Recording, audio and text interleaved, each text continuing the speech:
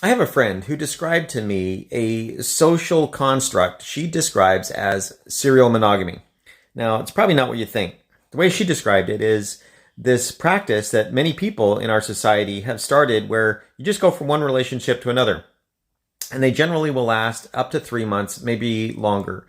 The idea being that within the first 3 months, that's when you're getting all of the dopamine and the serotonin, the neurotransmitters that come from being in love. And it takes about 3 months for that to wear off and for your brain chemistry to normalize after you've come into a new relationship.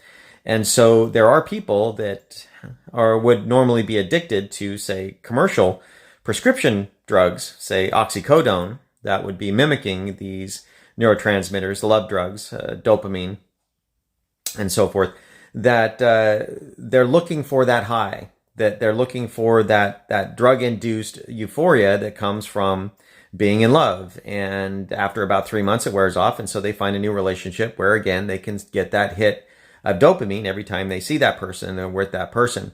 And so she refers to this as serial monogamy, where you're going around looking for that drug that you find through these relationships.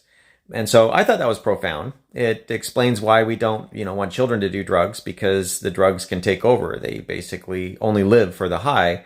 And we also want them to wait until they're older to get into relationships, again, so that they can make wise choices, because the same principle that would say you don't make good choices when you're on drugs, it still argues there that when you're full of dopamine and oxycodone from being in a new relationship, it's easy to make bad choices when it comes to being in that relationship. And so we want the children to be older so that they can make wise choices if they're exposed to those kinds of stimuli. So I thought that was profound, and just thought I would share that, see what y'all think about it. I really see that to me made a lot of sense. Anyway, what do you think?